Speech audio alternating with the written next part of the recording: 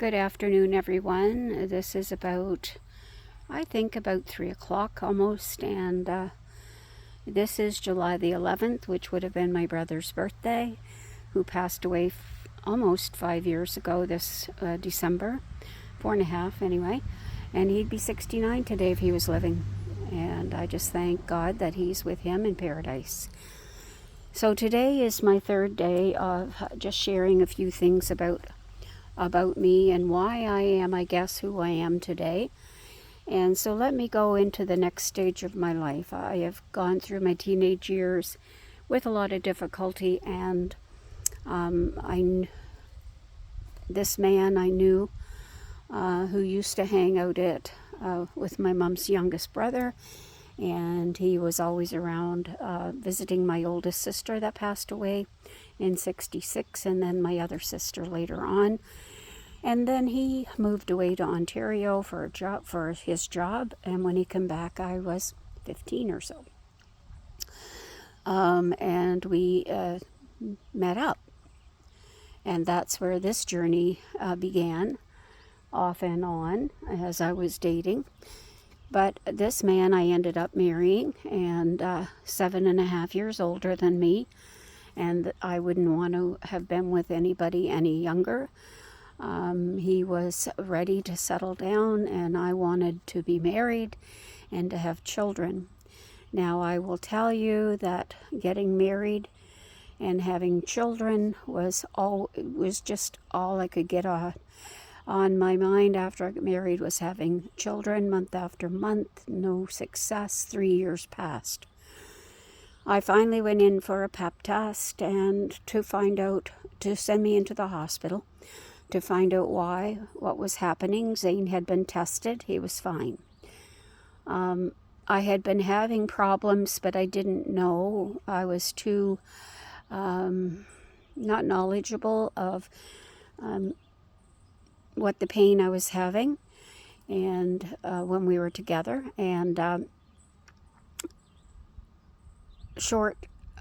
just to make this shorter, doctor had me to take another pap test, and then he found out I had tumors very large, two tumors very large, which were cancerous. Not at the beginning when he checked me, but 3 months later, after I had to have one of my ovaries removed and part of another one. He then told me I should have a complete hysterectomy, which at the time completely devastated me. I didn't know I was depressed, and I had been depressed, and so I went to my gynecologist, Dr. McKay, who was a sweetheart, and I said to him, Dr. McKay, I'm just wondering because they had put me on hormone pills, and my reaction, because I had never been blue, or I was always laughing, giggling, having fun, until I was struggling and didn't know. I would, cry myself to sleep at nights and stuff like that, and I started becoming a bitch, snapping right back at my husband.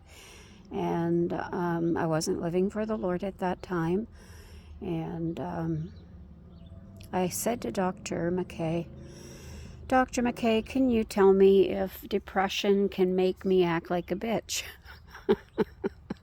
And he said, yeah, why? I said, well, that's just like how I feel I'm acting.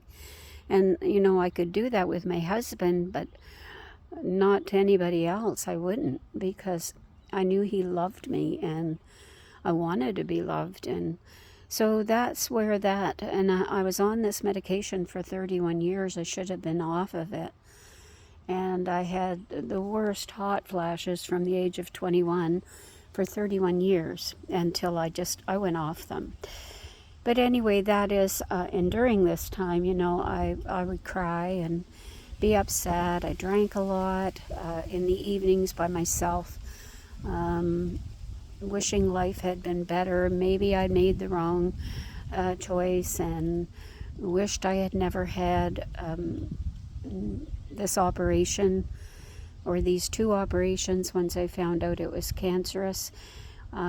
And I sometimes today wish that I had let it be and just keep going until it was so bad, and just give myself that opportunity to have a child if I could, because my body still grieves not having a child.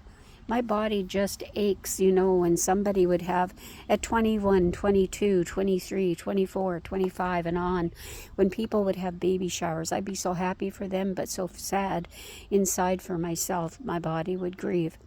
And I'll tell you, at the age of 71, it still can grieve that I didn't have that opportunity.